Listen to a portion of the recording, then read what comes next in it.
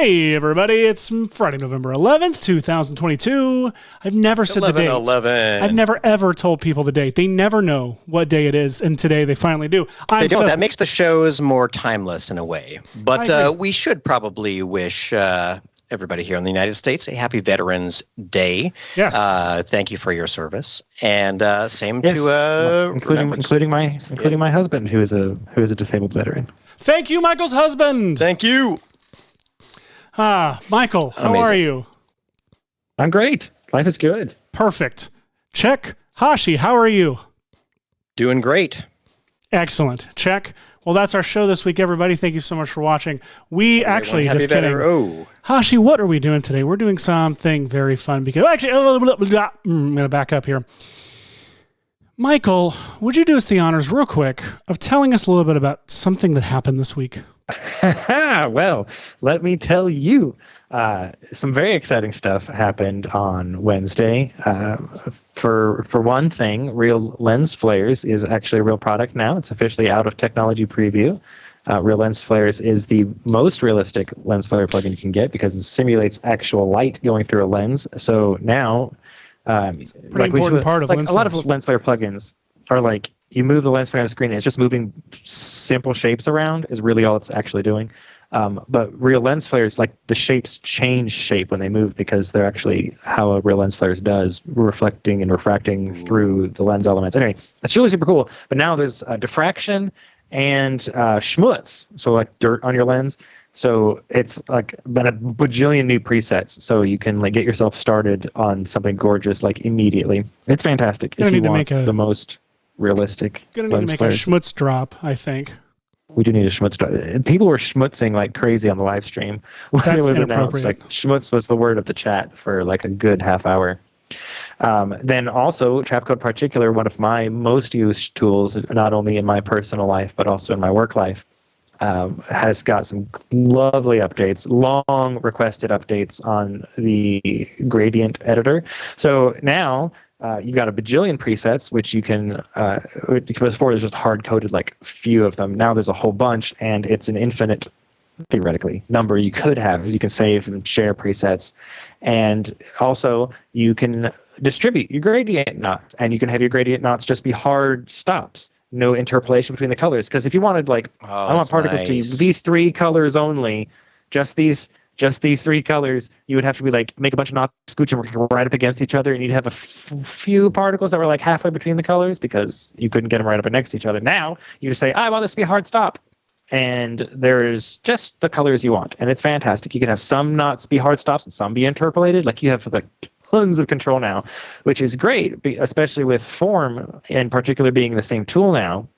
There's also some, by the way, some more form behavior preset blocks for your emitter. So you want more form-like behavior, you can just pick a form preset and you'd be good to go right inside particular. And then you can have your gradient mapped across X or Y or Z, and then you have full control over the colors. And the curves also, like so speed over life and size over life and those sorts of opacity over life, those graphs have all been updated to smoother to use, better looking. Just the whole interface in particular, graphs and gradients are updated, and real lens flares happened. And Cinema 4D had an update as well. There's a radial symmetry 4D had an update? I haven't heard anything about it. I hadn't heard anything about that. There were some radial symmetry updates, which are nice.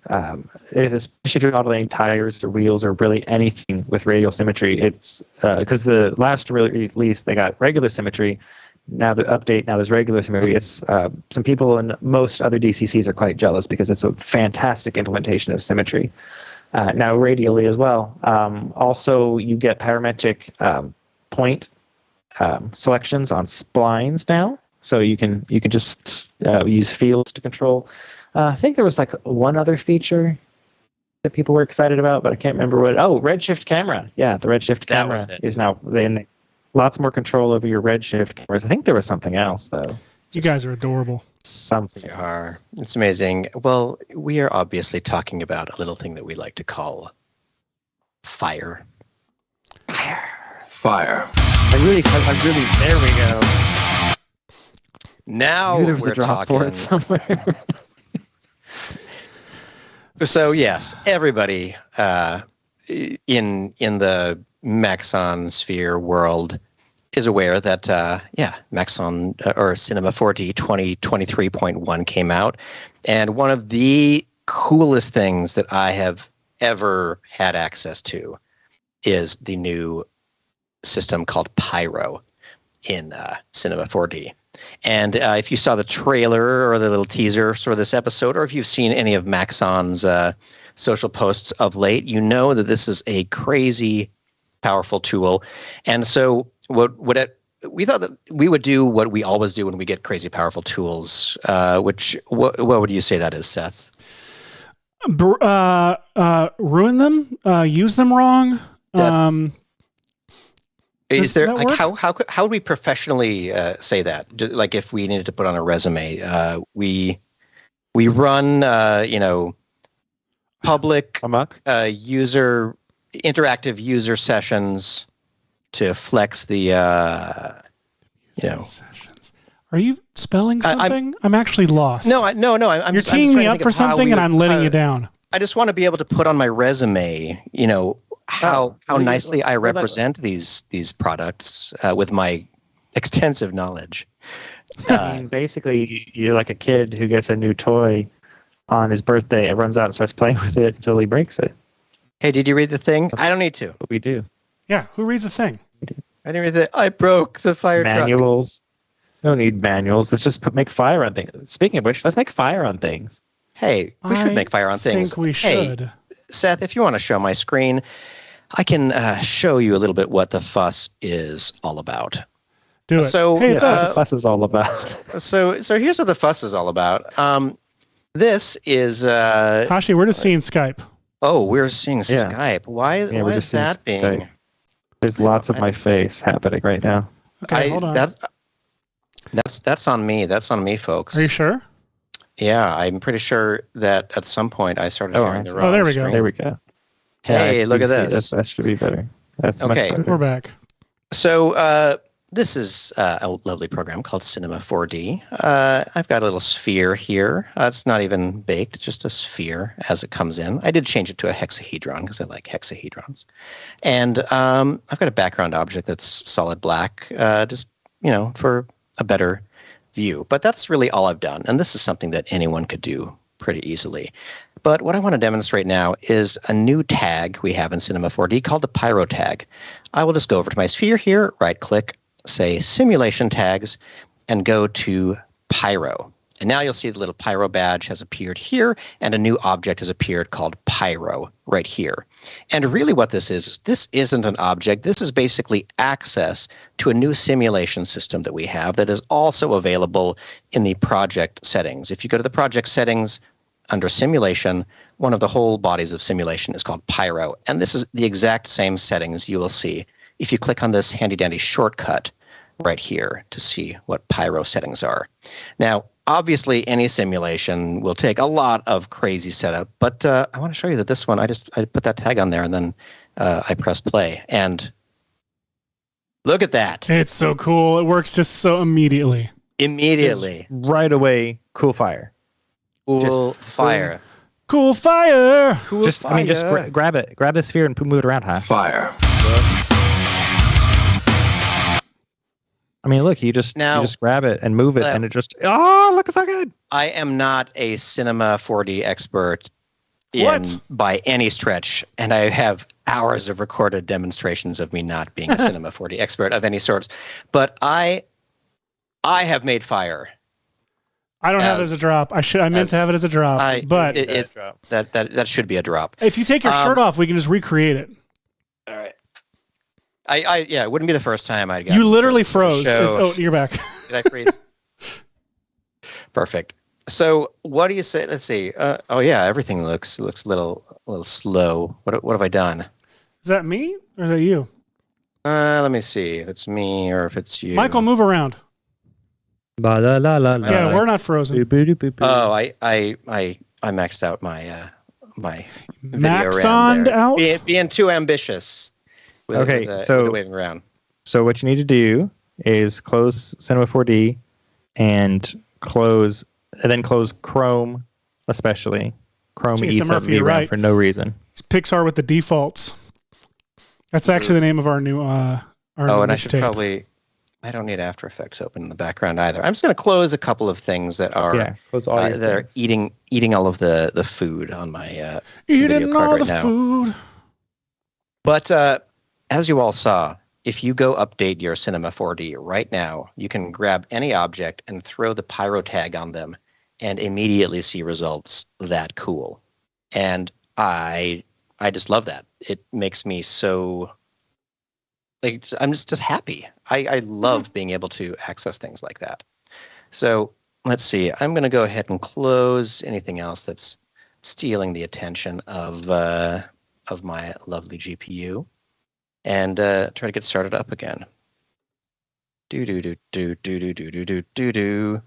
And while you all are watching, one of the things that I think would be a lot of fun to do, if I am not frozen out right now from the call, is let us know some things that you would like to see us light on fire, and or fun scenes from movies that you like that feature fire, things of that nature. Oh, I didn't know we were still sharing my screen, are we? Oh, whoops. My bad. What were you doing? All good. No, nothing. I was just, I had nothing on that screen because I was closing everything. So I'm back in Cinema 4D here, and I think that it would be fun to take a look at, I'm going to open up my Twitter feed and invite some people to come watch our show and suggest some things that we could light on fire live. We do need to light some things on fire live. So let me find, where did I ask? Somewhere I asked what people's favorite scenes featuring fire were. So I'm just trying to scroll down. Luckily, Twitter has been working so smoothly and perfectly over the last little while that I figured that it was the best way to ask this question. So here's what we've got. I asked the question, what's one of your favorite, shots or scenes involving fire? This is one of my favorites, Wednesday Addams, poking some direct fun at the ridiculous nature of some of our traditions here. So we've got this one from Harry Potter. We've got this. What is this? Is this? I don't know what that one is. Just relaxing. Just relaxing. It's basically the live action version of the "This Is Fine" meme, which also I know Aaron Rabinowitz created a fun live action version. And David Torno replied with this one, which really just got stuck in my brain because it's a very memorable scene. Sorry, it's a little graphic out there, everybody. But look at all these wonderful things that fire has treated us to through the movies, because fire is just so fun. I look at this. So fun. So fun. So fun. So fire. So there are a lot of fire. What? Oh, sorry. Riker. Sorry, Riker just kind of jumps on whenever he wants. We've got some suggestions in the chat too, by the way. Stop playing. I don't have access to the chat, so that's why I'm here. That's why I'm here. Oh, yeah. Go for it, Michael. Someone wants you to light a T-Rex on fire to simulate dino extinction, which that's not how they went extinct. Not a bad idea. I mean, they all lit on fire. I will mention that Rocket Lasso did an amazing job with that. Yes, lighting dinosaurs history? On fire has been done by competent people. Yeah, he lit a Stegosaurus on fire. Really cool. He had the Stegosaurus light on fire from the tail, and it went to the front. And at the same time, the fire was. He made it look like the fire was melting the Stegosaurus, so it kind of like all collapsed because he was using a vertex map, an animated vertex map, to drive the fire. And that same vertex map was also driving soft body simulation, where the soft body was getting smooshier behind the fire. So it was fire melting, and the material changed as well using the same vertex map. Because you can drive vertex maps with fields, and vertex maps can drive a lot of things. Like, it's insane. So he did that, and then he made a T-Rex breathing fire. So if you've missed that, go see Rocket Lasso's What's New in Cinema 4D 2023.1, and you'll see a T-Rex breathing fire and a Stegosaurus on fire. So, although I should clarify, he was very specific that is not a live Stegosaurus he was setting on fire. There was a museum sculpture of a Stegosaurus that was catching on fire. No real Stegosauruses were burned. Thank goodness, because I love Chris, but I love Stegosaurus is better. Stegosaurus is just a little more. It's not, it's. Yeah. I'm sorry I couldn't pronounce the name of the person who made that suggestion, but because it's in non-English characters, so sorry about that. But if you want to see a T-Rex and a Stegosaurus on fire, go see Rocket Lasso's video. Chris Lambeth wants you to set Shrek's ears on fire like little candles. Okay, that one. I'm sorry, but that speaks to me so nicely right away. I mean, I used to work at that studio where I could, would have had access to the full Shrek, but I'll just have to hope the full Shrek. That I hope that someone online at some point has. Do we know if Shrek is something that anybody is aware of out there? Is it possible that there's a subculture of? No one on the internet likes Shrek. No one on the internet likes Shrek, no. Right? Okay, so Shrek is this Shrek's not popular at all. Film. Indie film. So Harrison Hag, I am thankful for your Creative Commons attribution here. It's even a rigged Shrek. I didn't even realize that when I brought it in because I want it to be, if I'm in an empty comp, I want it to be a little bit bigger if I'm going to be using the PYRO system on it. So here we have Shrek with just dead to the world eyes. I'm going to delete the, I don't need the rig. We don't need that at all. We're going to just dive in here and I want to simplify him a little bit. Where's Shrek's skin? Shrek's skin is right here. Well, already horrifying. We're all amazing. Okay, so what I'm going to do... The dead eyes are like perfect. I think I need to... I'm going to do a current state to object on this situation because it was a rigged model before and I really just want all of the geometry from it. So I'm going to right click and I'm going to say, actually, could I do a connect and delete, connect objects and delete and just end up with one Shrek here? All right. This seems wonderful. So what I would like to do is the PYRO system, like any simulation system, benefits from lower poly input just because there are fewer things to have to deal with. So if I were to light Shrek's ears on fire, the way I would go about it is by maybe going into the polygon mode. Maybe I'll go to the little ring selection. And let's see if, maybe not the ring selection, I guess. Here we go. Ooh, maybe, what about coming out of the ears? Or is it the physical ears are on fire? Answer us in the chat if you know what It says set Shrek's ears on fire like on little fire. Candles. All right, like little candles. So I'm going to go with the edges here. So what I'm going to do is something very simple. I'm just going to grab those polygons, right click, and say split. And as you all know, what that does is it creates a duplicate of the stuff right here. Then I'm going to right click on that, say simulation tags, PYRO, and all I've got to do now is press play. Yeah. All right. It really doesn't get old. At this point this is the point where we, as a where we sign off. Thank you for watching this week. We won't top this. So I think we're done. Golly. How is this? How have we been doing full shows with real things up to this point? This is all we will do for the remainder of time. This is amazing. So at this point, you might be wondering, well, okay, so you set Shrek's ears on fire. Great. It doesn't look that phenomenal in here. No. And if you want phenomenal, what you want to watch is our amazing Ask the Trainer series, where we get into some amazing detail on redshift rendering and how you go about making this fire look like some of the amazing examples we've seen online and not like puffs of broccoli in here. But I will go over the little bit that I know about this system. So down here, where we can't see because our heads are there. There we go. Oh, we can't see. All right. Now we can see. Let me make sure I can see. All right.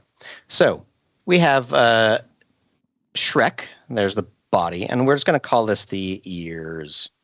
It's not really the ears, but it's the thing with the PYRO tag. And in fact, I can delete all of this other texture and stuff from it. I don't need Das it right Wittes HD is asking, can you render that Pyro stuff only with Redshift, or can you use Arnold or some other render engine? So long as your render engine supports VDBs, that's all this is. It's just making a VDB. So yes, you can render it in Arnold or Cycles 4D or Octane. Exactly. Can Pyro make explosions? Nick Smith asks, like blow up a train car, Butch Cassidy style. You can make explosions. All you have to do is add more fuel. You can do anything you dream. You really can. In fact, I might just open up this other project that I have over here in this folder I call Pyromania. Let's see if did I say, where did I save it in? Did I save it out here somewhere? What are you going to show them? Going to show them some fuel? I'll show them a little bit of fuel. So there are a couple of demonstrations that I think I have for this that are kind of fun. Now let's try this one. I don't remember where this one was. Oh, let's see. Let's see, not that one. Close project. I feel like. Well, while you look for that, why don't I just light some eyes on fire? So I've got Please. I've got these models that you made of our heads that are perfect. Like they're dead on. Dead on, like perfectly like chiseled face, just like I absolutely have. We all agree. And your hair is pretty immaculate in this thing too. So. What should I light our eyes on fire? Like, why is that even a question? That's true. Yeah. I don't know why I always call you to ask you that, like in the middle of the night. So I guess all I do is I just add the simulation tag to the eyes. I'm just going to add Pyro, and I guess I'm just going to hit play. And I guess that was my face. I added to the wrong layer. That's fun. So I guess let's try this again. I'm just going to add the Pyro tag. To my eyes, and I guess my eyes are just going to light on fire there. Oh my gosh. And here's a really cool thing. If you use, you can, if you want anything to collide with the fire, you just put a collider tag on it. Of note, the same collider tag that works for cloth, that works for ropes, that works for soft bodies, it's all part of the same system. So you can drive a cloth or rope simulation with the forces you're getting out of Pyro, because Pyro can be a source in a field force, and Pyro can be affected by field forces. It's ridiculously insane. That is amazing. One thing I would love to do is why it's not stopped working. Well, I'll get to, I think you're going to walk through fuel, so I'll let you do that. I think Hashi's got a nice big bada boom. All right, I'm over to you now. So we've got a couple caching. Of. I'm doing a little caching so we can play around without having to recalculate everything for a second. All right, here we go. What's wonderful about this is I am caching my simulation, and when you cache a simulation of Pyro, the result is a saved VDB file. So it's right here. You designate it when you're creating a cache, and it's right here as a simulation scene 01.vdb. And so what I've got going on here is this little Jeep, like kind of wrecked Jeep. And like I have a heap. I have some physics tags, some little like soft body or like a mesh deformer thing on it, just because I was curious. But what we ended up with is this little boom, exciting explode. Oh, I'm under the ground. So not the world's greatest simulation here, but that's a fun way to see something that looks a little bit more like an explosion. And another way to see something that is a really clear example of how these work is out here. This little file that I call oil barrels. Yes. Oil barrels is a fun little setup where you can see what I've done. And in fact, maybe I will, let me play through a little bit just so you can kind of see what it does. For the sake of our live stream, I'm going to go to my Pyro object. And one of the largest quick ways you can like determine how crazy the sim is getting is by Pyro's voxel size right up here at the top. Right now there's a voxel, and everyone knows that's a 3D pixel, basically a 3D volumetric pixel, and each of these fire simulations is built up of them. The larger these are, the more like a low-res picture it'll look. Just think about how many pixels you want filling your screen. So if I have this at 5, that's kind of on the lower end, which is really nice. And what's kind of cool is that Pyro system will let you determine the voxel size that'll be used in all of the flame simulation universe. But for any object like this, if I click on this tag, you can see it's a cool little fuel icon, little burning barrel right there. You can set this voxel size to anything larger than that if you want, which is kind of cool. If I set it lower than that, it's going to basically ignore it. But yeah, that's how that works. A great discussion about that, again, on yesterday's Ask the Trainer from some very competent people who are teaching this as opposed to just playing with it. So what I've got here is I've got this little teeny tiny sphere. Tiny sphere. Lighter. And it's a lighter because on my PYRO tag, the density is enabled. That means that it's putting out a number of voxels per second in a way. The temperature is enabled. So when we have temperature and density, it means it's spitting out a bunch of voxels, and they're all going to be at about 4,000. We'll say degrees. I don't know what that represents exactly. Density is basically smoke, and the temperature is basically where you get your fire. So if you don't want smoke, you just turn off density and you just get fire. If you don't want fire, you just turn off the temperature and you just get smoke.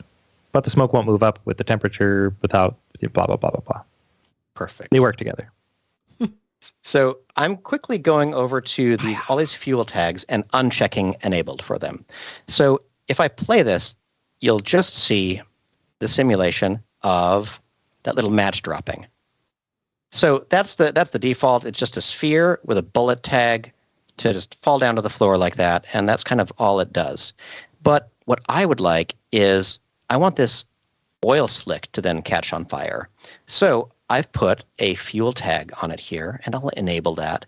And on my fuel tag, you'll notice I don't have any density going. I don't have any temperature enabled, but right here, just sitting there being fuel. Just sitting there being fuel. And this fuel is set to be a continuous fuel that starts at about a 0.8. I actually have a keyframe on here because I want it to kind of burn out.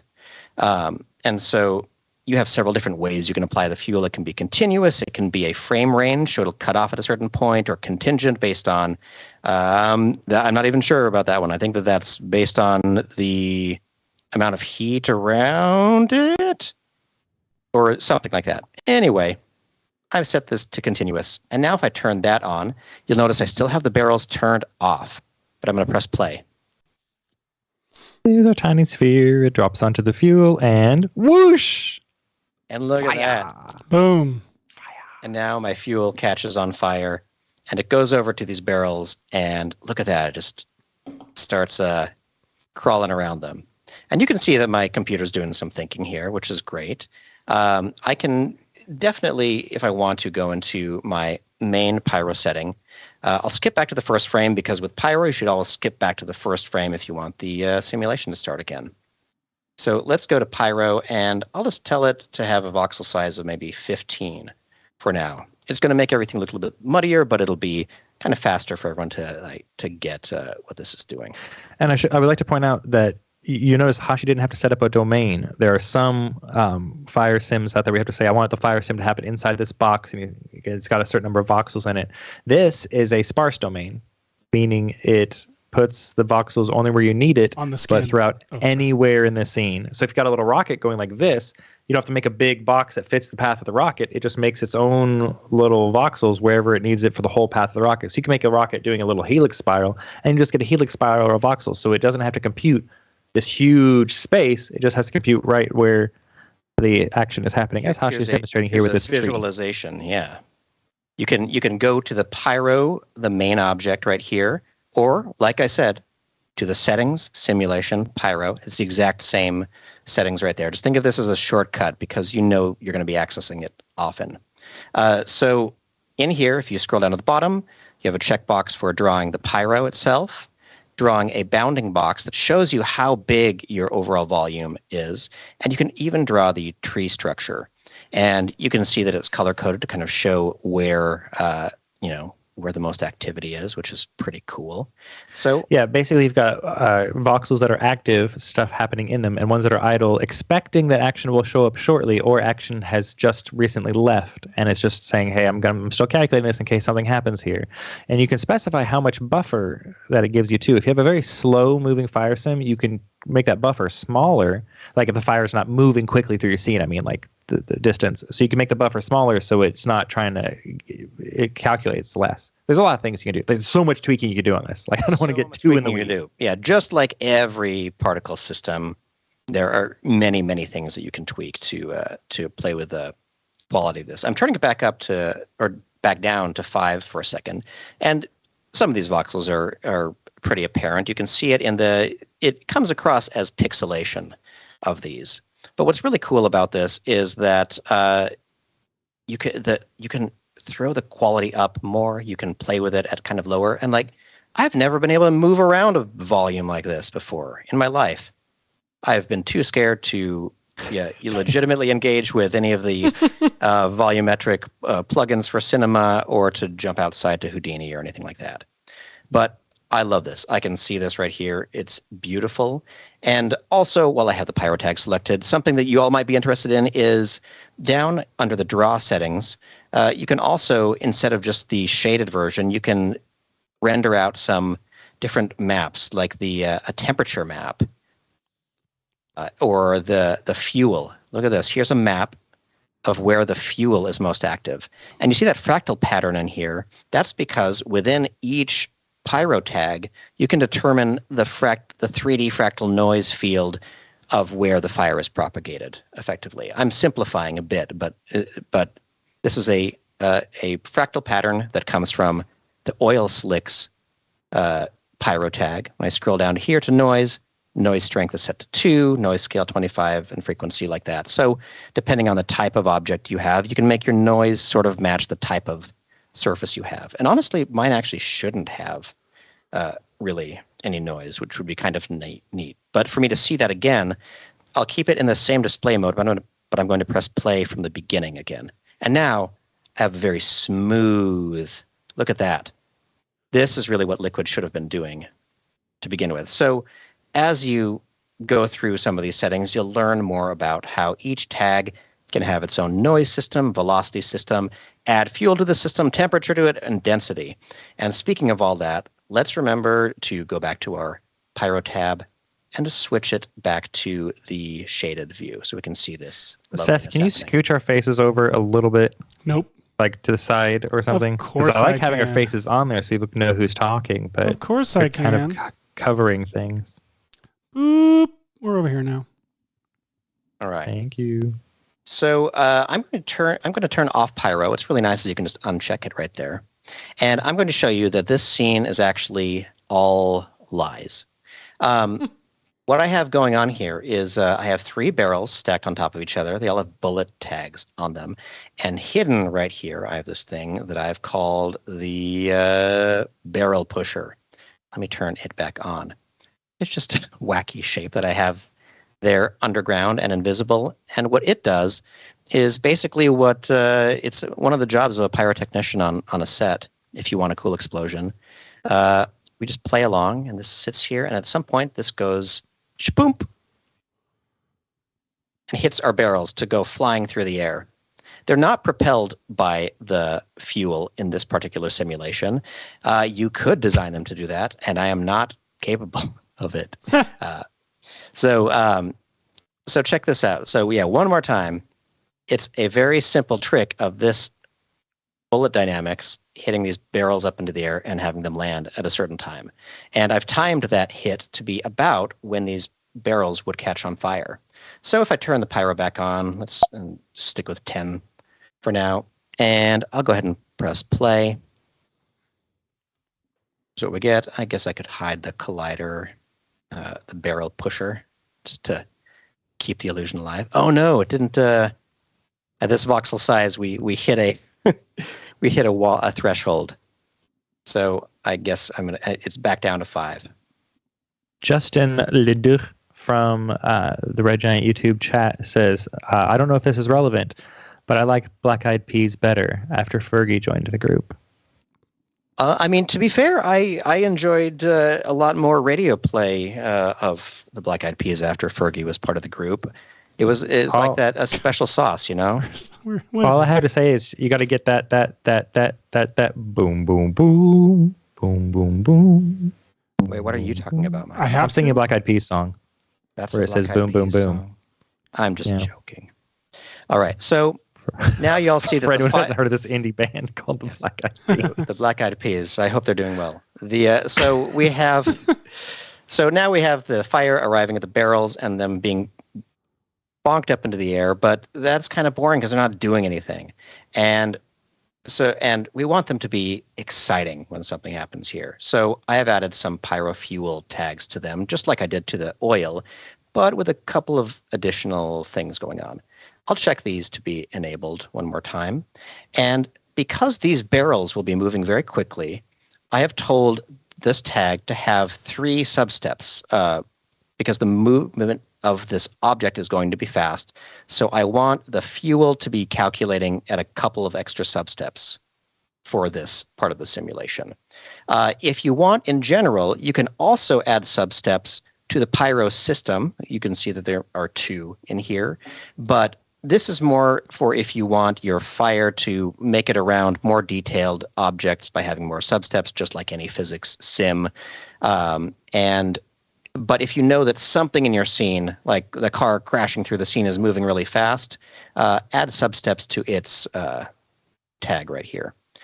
So I've added these tags, and down here I have fuel checked, and it looks like a mixed amount per one. So let's see. This first one is at a 0.5, a 0.5. One is at a 1. The 2 bottom ones are at 1, and the top one is 0.5. And so now with those... Oh, yeah. Yes. While we watch this get ready to blow up, as we're excited, Cycle from the chat says, how could these dynamic barrels influence the vorticity of pyro, creating swirls? There's a couple of ways you can do it. If you just have a regular dynamic, you just put a collider tag on an object and animate it through the fire, you're going to get swirls. It'd probably be easier to show in a more empty scene with just a sphere on fire and moving a sphere through it.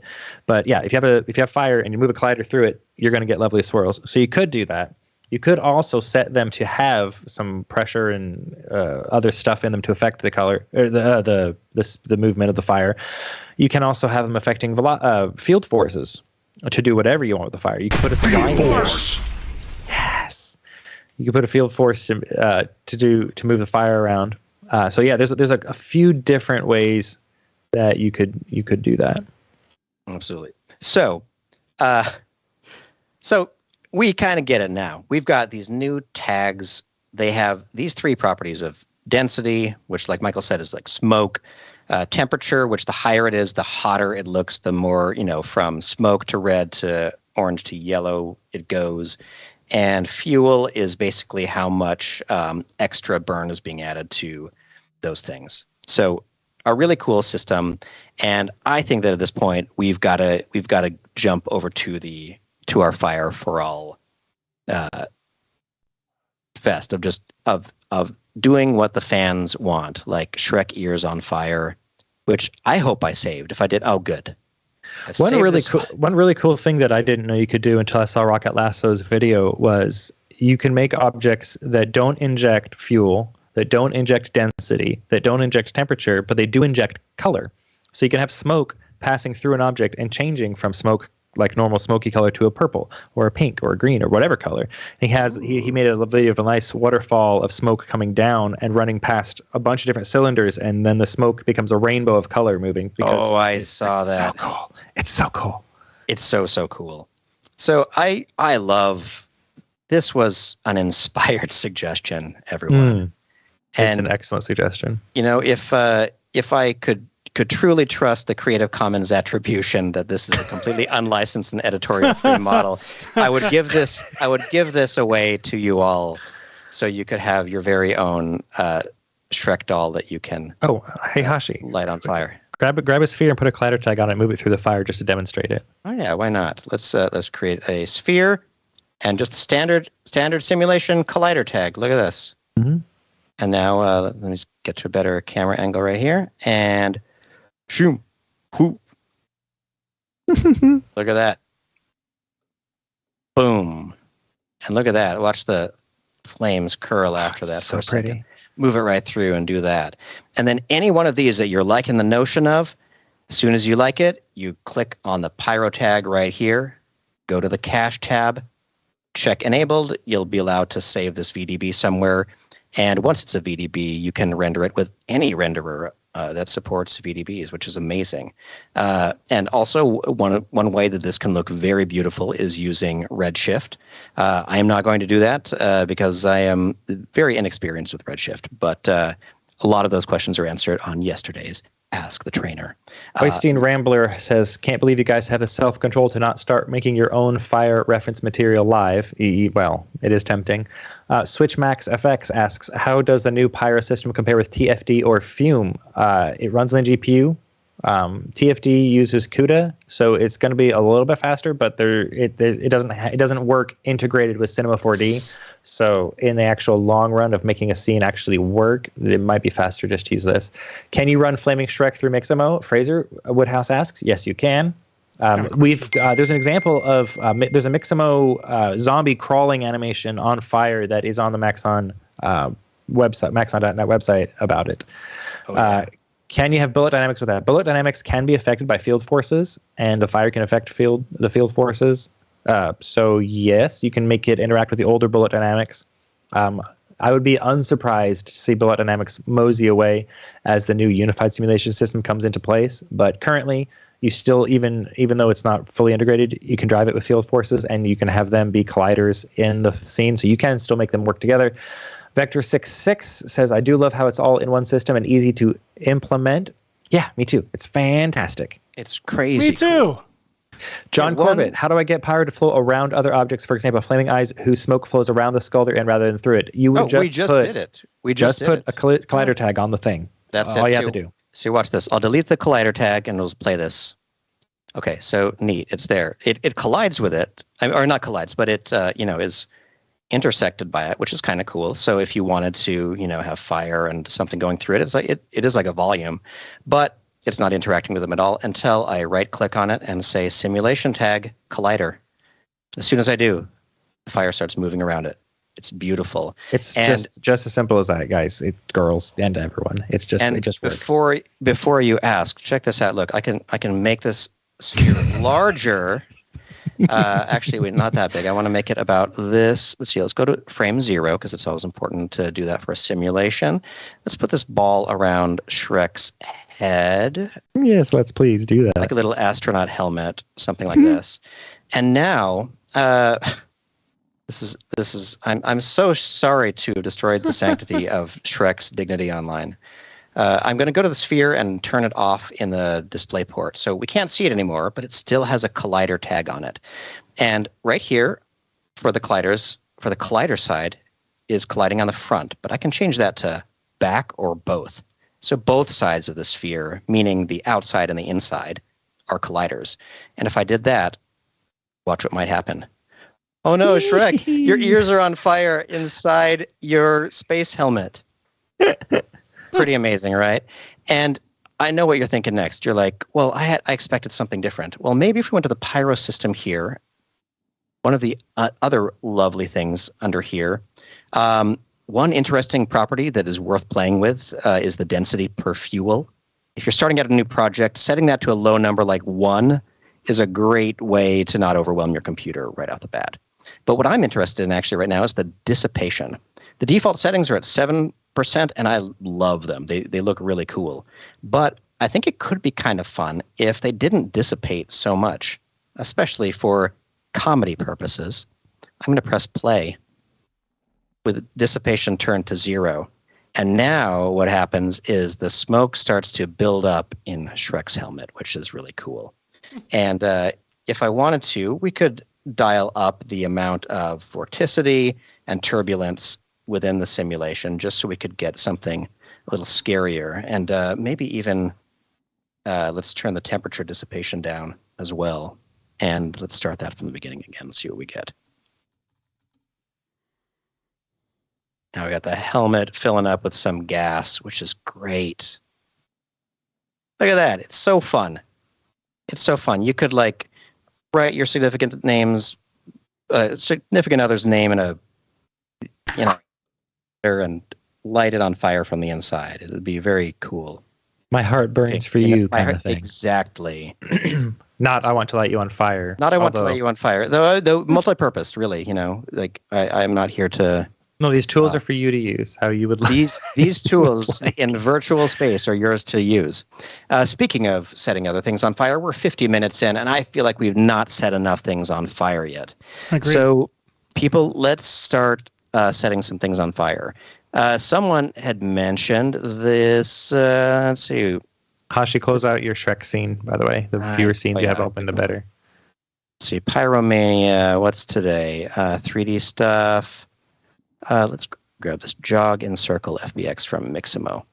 All right, let's close you. I've got to save this, right? Got to save it. Rick on fire.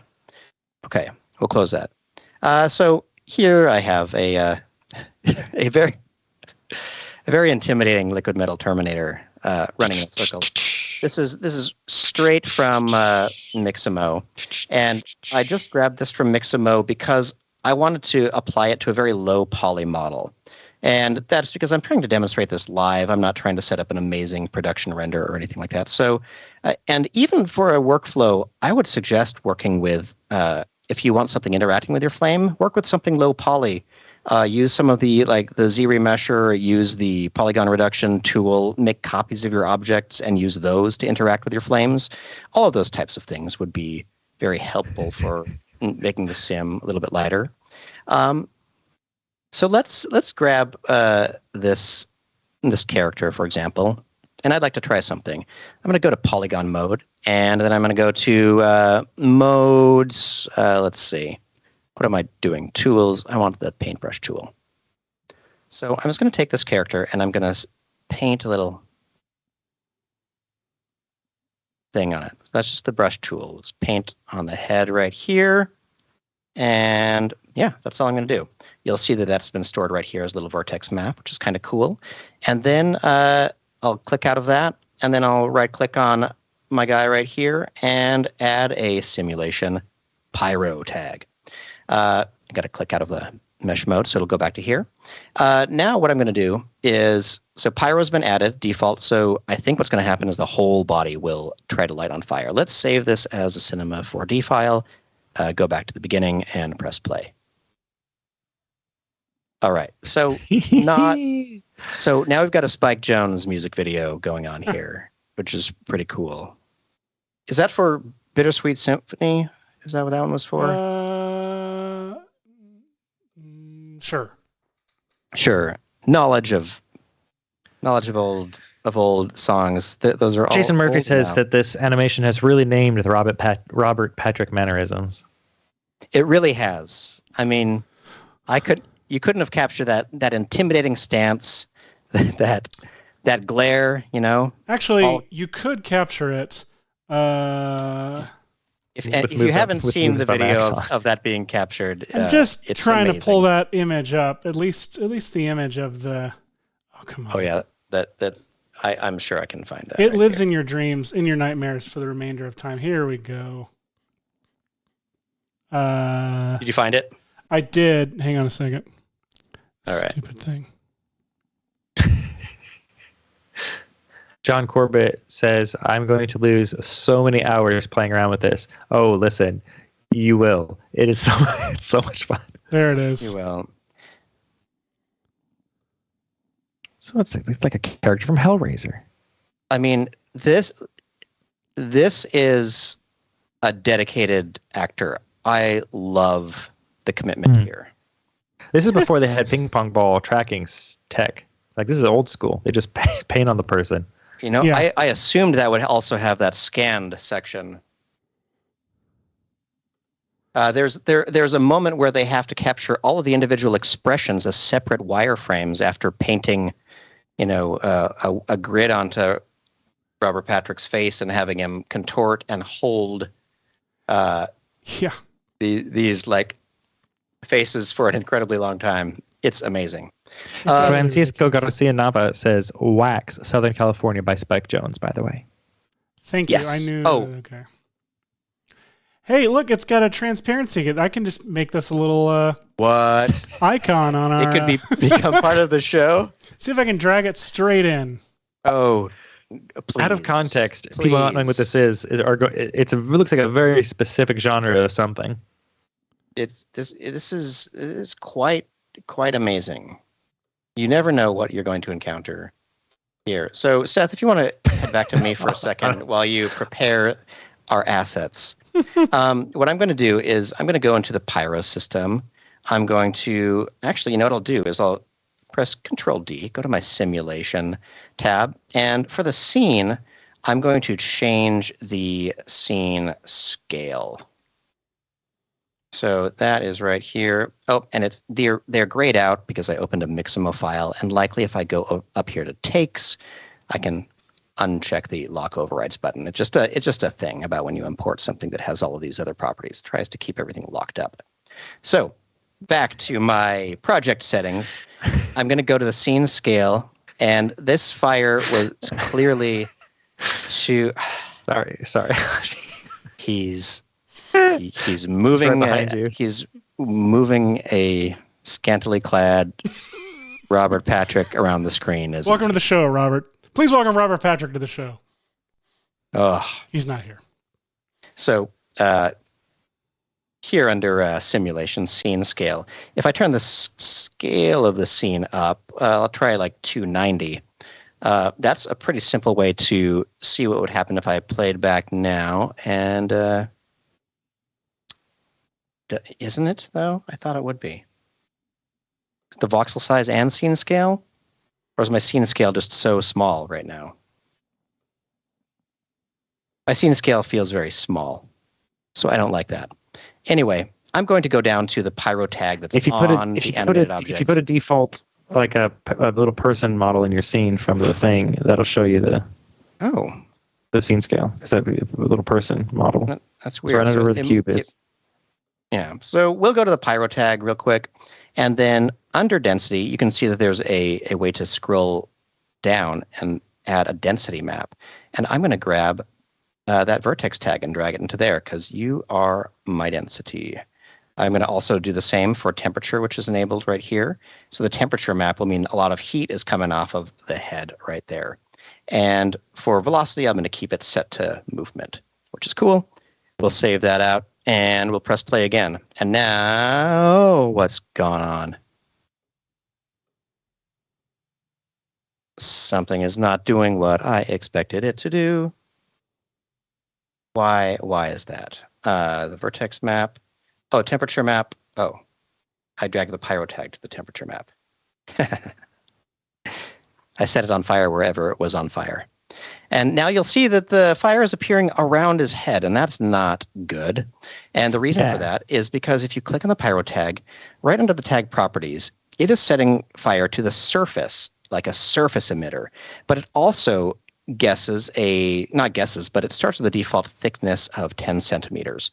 And in this case, that's too big for this particular scene. So I'm going to change this down to like 2. And I'm going to add a couple of substeps to this, so it'll be emitting more frequently from a smaller amount. Now, what might happen when I make the thickness smaller is that not enough fire will come off of the head, so it's not going to be enough. So we've got to go back down and see, what do we set this voxel size to? To 2.5? Let's try 2.5. Try 1. Might as well. Try 0.5. It's a small enough scene. Small scene. Okay, so might need more fuel. Might need more temperature. Who knows? More temperature. So let's add more fuel. Let's add. Let's just set it to a number to begin with, and have it add more density. Let's check it out. Oh, I'm just not getting enough from the surface emitter. Let me dial up the thickness a little bit. There we go. Oh, is the system subset? Does that need to be? Is that also ruling the other ones? So like if I turn up these substeps, is that? So it might be just like the voxel size, where this is a determiner from the beginning. Oh, I'm gonna be so mad at myself if this isn't doing what I want it to do. I mean, you could set it to not be a surface emitter and just it'll emit from his whole head. That's a good point. All right, so we'll try that. We'll uncheck surface emitter. This is a lot of extra going on here, so I'm going to try turning the substeps back down and seeing if we can get something going. It just doesn't like it. Doesn't like it at all. And you know what I could do instead is instead of a pyro tag on that, I would just do this. I would add a sphere. Parent it to the head. Scale it down and parent it to the head. It couldn't be any easier. See, this is like the Mythbusters section where they can't replicate the conditions, and so they are going to simulate the result. So attached to the head, which is very scientific. Very scientific. So let's see. Let's zero that out, and let's just for science purposes, let's make it somewhat match up with this head here, and then we'll turn it off. We'll add a pyro tag to it. It's just that simple. Let's make the surface thickness of this like 5 centimeters, and now we're going to get what I wanted from the get-go, which is you can take the pyro tag off his head now. I think it is. Oh yeah, it's on the. So funny looking. I mean, if you wanted to do a Ghost Rider fan film, now's the time to do it. It's true. Especially because you could use, moves with Maxon to get an exact mesh of your face or body moving around. All right, I've set the voxels settings to 2 ridiculous, but this is a lovely frame. It is a lovely frame. Jalico Bandito says, guys, tell me how to use the standard materials with this Pyro, please. No, I will not do that. But Redshift CPU, which comes with Maxon in case you don't have the Redshift GPU version, Redshift CPU does work. And the new version that just released of Redshift CPU is 20% faster than the last one. So 20% is a good boost for a little CPU renderer. So no to standard materials, but Redshift CPU, yes. I think I've got what should be our, maybe a thumbnail or something like that. I really that's like this. That's an album cover image right there. Really is. So if you've got a budding new, I think you need a different. You didn't need a different HDR for a little more dramatic reflections on the body, but I don't know. The idea of them running through suburbia with a head on fire is also pretty good. It is pretty great. All right, so who in the chat there is enjoying that we're doing some simulations? Who? Anybody? Because I've been learning a lot about simulations this year, and earlier this week I decided to try combining some of the different things that I've learned about both simulations and rigging, and could almost call myself competent in Cinema 4D because of them. I mean, you're never going to be an expert in every area of Cinema 4D. It's too deep, but you can be good enough in an area to get things done. That's true. Pretty quickly. So one thing that I was curious about the other day, I'm just going to jump right into it because, it's a holiday weekend, and, people need something to head into their holiday weekend with, inspiration in their hearts and minds. So let's jump into wherever I saved this to begin with. I think I saved it. Did I save it in the show folder? Did I think I was going to do it on the show? 3D stuff. Yeah, I did. All right. So let me load up this model test. All right.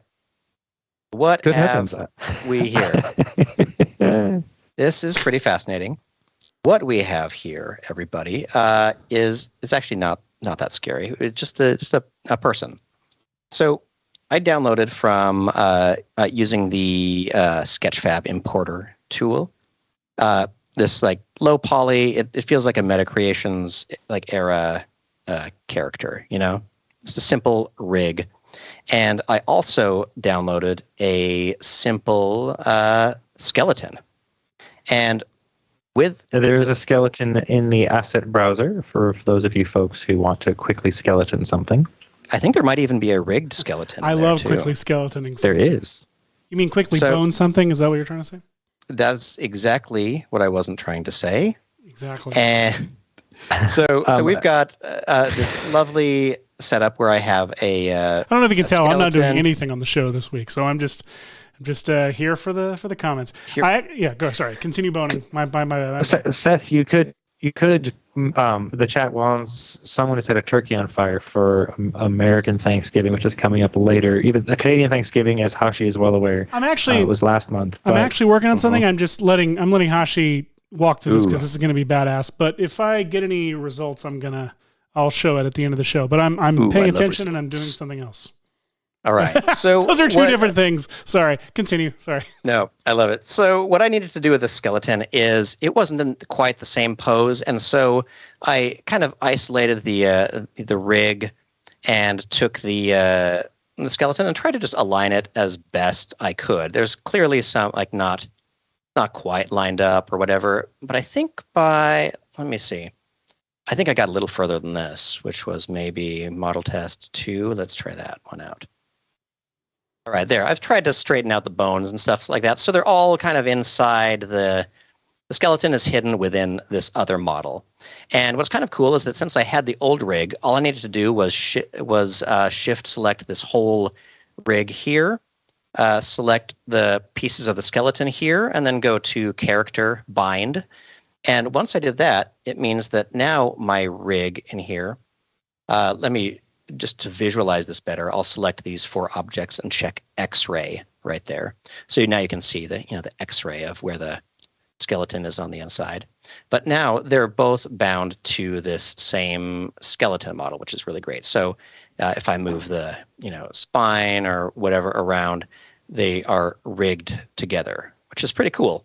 And so originally what I was going to do is I was going to take this situation and throw it into Mixamo and find an animation that kind of looked like a very famous moment in Terminator 2 where Sarah Connor is holding on to a chain link fence and shaking it. And the way they did this is with a series of different animatronic, or they may not even have been animatronic. They may have just been pure puppets that were rigged up to look like different stages of being hit by a nuclear blast. So we're going to get a little bit yucky here. Just a warning to any of our, our skittish viewers or something like that. We're gonna get a little yucky here. So let's save this project as cloth. Let's see, show cloth. I can't spell things. Show cloth things. 01. All right. So. Let's see, I had already done this in the background, but I grabbed the geometry bits from the exterior. I don't know, I'll call this, what should I call them? The skeleton and the flesh, I guess. So to the flesh, I've applied a cloth tag. And under the cloth tag, I went down to tearing and checked cloth tearing. Set it to right there. And then on my skeleton objects, I added a collider tag. And as you recall, the colliders collide with everything in the system. So let me turn off the X-ray mode by selecting the objects again and under basic, unchecking X-ray. And my very first test, and I think I sent this as a video over to Seth, was I wonder what would happen if I have really terrible, meaning tearing cloth. Okay. On top of this skeleton model that is just sitting here as a collider. What would that look like? And when I press play, this is what happens.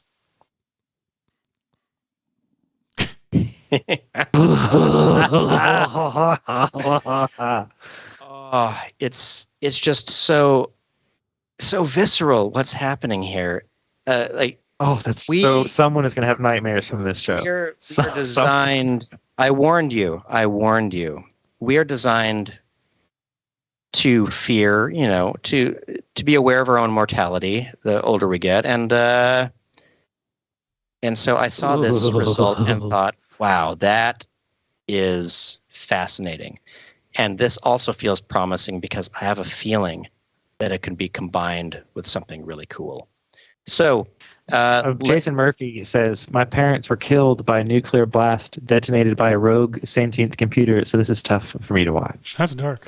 That is dark. I'm sorry, Jason. And, my heart goes out to anyone, who When is Judgment Day? It was in like 1999, right?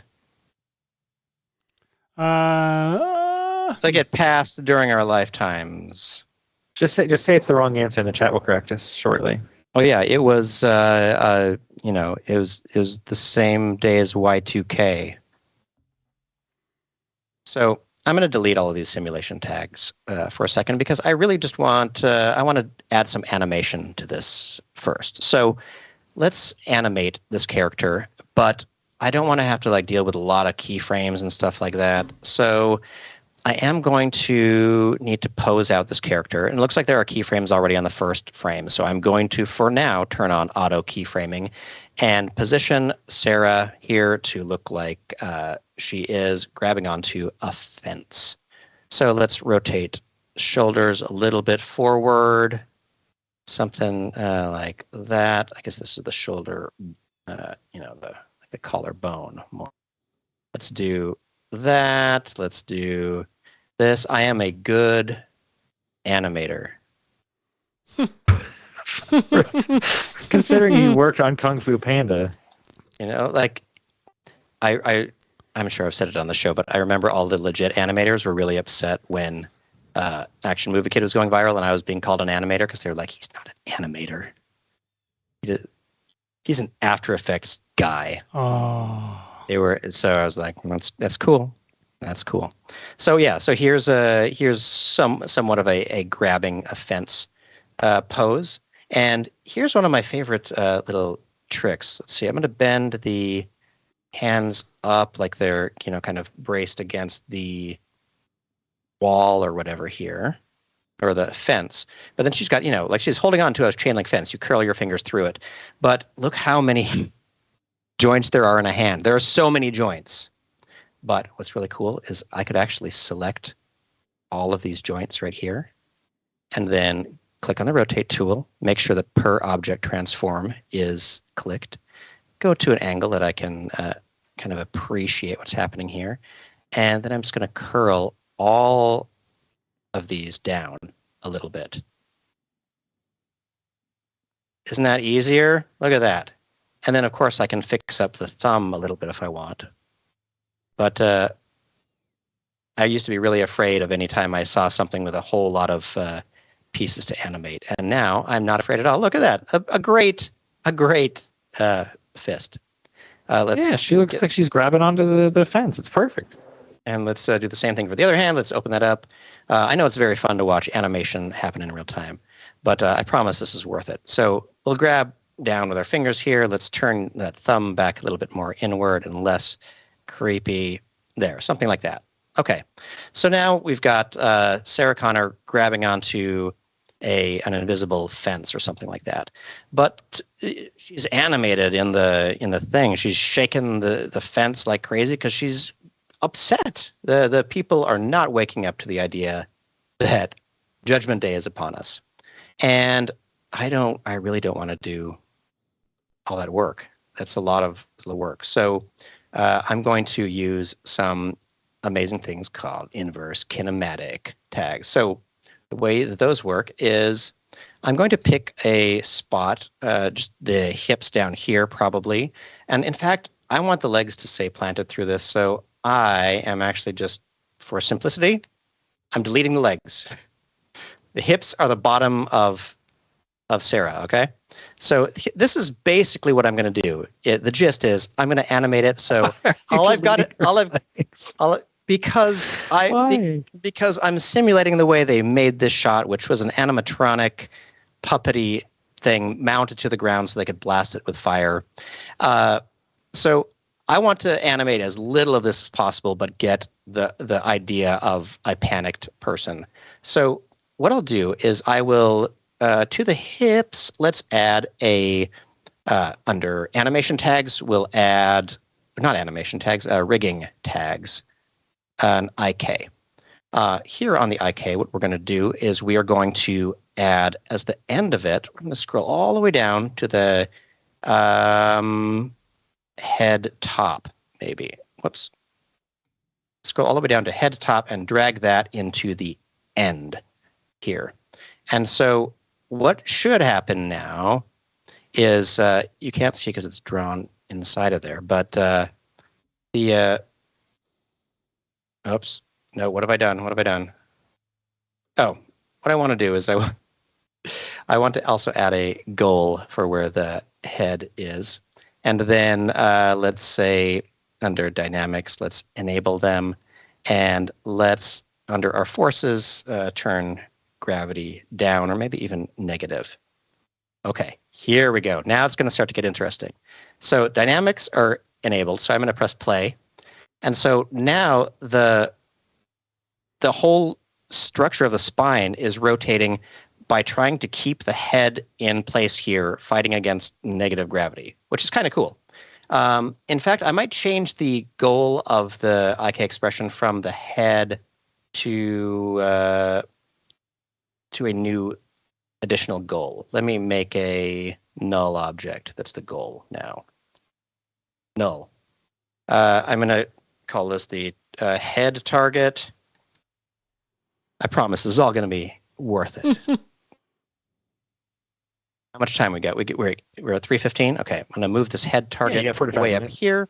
So we'll go to that, open up our skeleton again, and check on this tag here. And under the IK tag, we're going to make the goal that head target null instead of the top of the head.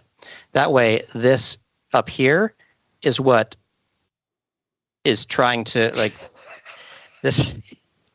This is amazing, and I'm so. And you can make separate chains for the arms to keep so that the hands will stick on the fence too. Precisely. Like you can make each arm. Is that what you're doing? That's exactly what I'm doing. So the arms are kind of going wild right now, but we want them connected to the wall. So we'll do the exact same thing. Let's add I'm going to use spheres this time. And you'll see it's funny because the rigging situation makes it so the dynamics are being recalculated every time I move and even navigate through the scene, which is kind of wild. So let's put this right here. This is wild. Okay, I'll put this right here and I'll call it the, whoops. I'm going to press C to just make it out of some geometry because I'll want it as geometry later. We'll put this as the left hand target. I don't know why I'm naming these so well. I've never tried before. I'm going to control drag one over to here and we'll call it the right hand target. And now that these two objects exist, what's pretty cool is I can go over to the right shoulder and add another rigging IK tag. As the very end of the IK chain, I'm going to drag the right hand bone right there to the end. And I'm going to select as the goal my right hand target. Okay, so you see how the arm, like the little part of the bone snapped right to the center of that sphere, which is pretty cool. So that means that now this right hand target is going to be try to be clung onto by Sarah, which is lovely. That's exactly what we wanted. So we're going to do the same thing over on the other side. We're going to just select the left shoulder, add a rigging tag, IK, drag the left hand into the end of that IK chain. And technically you could even add the fingers and stuff like that, but it'll get a little bit weird. And for the goal, let's drag down the left hand target. No, I lost sight of the thing. Wait, okay, tag, left hand target goes there. Okay, so now we've got this crazy setup here. And if I were to go down to the, let's see, let's go down toward the spine. Let's go to this very first spine segment, and I'll add an animation tag. Let's go to an animation tag, vibrate. And under that, let's enable rotation. 2 rotations of about 30 degrees. It's like the wiggle expression in After Effects. And let's see what this looks like. Look at this wildness. It's like someone trying to pull hard against something that they can't move their arms away from, which is amazing. That's exactly Exactly what the puppets were doing. You got the look of those puppets in the movie spot on. Justin Leduc says they threatened her with a nuclear blast, and she took offense. Took offense. Offense. Well done. Well done. Okay, I'm just moving the hand target down a little bit right here, and now ignore it. She's just bending ridiculously at the waist. Apologies, Sarah. Look at this. We have this cool kind of dynamic system set up, which is pretty neat. And if you want to, you can go into the dynamic system. I could add drag to this, and so there's a little bit more like, whoa. Sorry about that. Sorry. Position, hold. What have I done? What have I done? I'm so sorry. I'm so sorry. We've moved into the thing. Oh, God. What? Oh, dear God. Cut away. Can we ever get back? You can never get back. I can never get back. Oh, no. Unenable the dynamics for a second. Come back. Recalculate. Oh, I'm so sorry. No. No. Oh, God. Wait. Okay. Let me revert to the save project. Let me just see how far back that takes us. Not too bad. Not too bad. Not too bad. Okay. Still have these. Okay. We'll put these right here. I am so sorry, Sarah. So now I would, let's see. I'm going to hide the targets of these hands right here. And on these, I can't remember what's happening if okay, so they're holding pretty still right now. So let me turn up the vibrate tag to even wilder. We'll turn it all the way up to 70 degrees of rotation. I'm sorry. This is going to be horrible, I think. There we go. Okay. So this is ridiculous, but what's happening is that for the most part, the hands are stuck here until they have enough force to like really pull them back, which is what I actually do want. Because the next thing I'm going to do is I'm going to add a fence. So I'm just going to go steal it from one of the other projects that I had because I don't remember where I got it. It's a Sketchfab model, but where is our model test? Wait, what was it that? It wasn't that. It was, the fence rig. The fence rig. Okay, so this is the one that I teased online. It's it's basically what we have just done, but a lot better. It looks so good considering you quote unquote aren't an animator. I'm not an animator, but what we've got here is this rigged system, and then what I did is I got this chain link fence, and just to set it up for you quickly, I'll just hide this one and do a demonstration of sort of what I had done before. I added basically a little plane. And if you have a plane like this and you go to its object things, it'll have some segments in it. That's probably fine enough. So I'll press C to convert that into some geometry. And in object mode, let's rotate it upward, 90 degrees. Holding shift to constrain, for those who are new to Cinema 4D. Oh, thank you. I'm going to place it right here so it's intersecting right where the fingers would be wrapping through a fence. And just for the sake of the scale, let's scale it down kind of like this. And then the next thing I did was I added a cloth tag to this whole plane. So I'm going to make it so, let's see, how do you do it? So I guess I could do X-ray mode and I could turn these on so you can kind of see it like a fence. Let's turn this into cloth by going simulation tags, cloth. And now that it's cloth, as soon as I press play, what's going to happen? Nothing, it turns out. So, but you're still in model. I'm still in poly edge mode, yeah. Oh yeah, there we go. So let's go back here. So I was still in polygon mode. Sorry. So here we go. If I press play, it just disappears into nowhere, which is frustrating because I actually want it to move like a chain link fence. So to do that, I'm going to grab, go to point mode real quick. I'll go to the plane itself. We'll go to the loop selection, and I will shift select all of these points. I don't know why. maybe did I mean ring? Oh, I did loop, and I meant ring. So I've selected all the outside exterior points. And now if I click on my cloth tag and go to the dresser, I can say fix points. And since these points are selected, I'll say set. You'll see they become, is it purple? Something like that. Now when I play, you can see that there's a teeny bit of ripple in this, but it's basically like a sheet being held up at all of these points, which is kind of cool. And now I actually want more interaction with these hands. And so what I did for that is I have a hidden object. It's basically just like a little sphere that Sarah is grabbing called right belt in the right hand and one called left belt in the left belt. And if I go to my cloth surface, let me find a...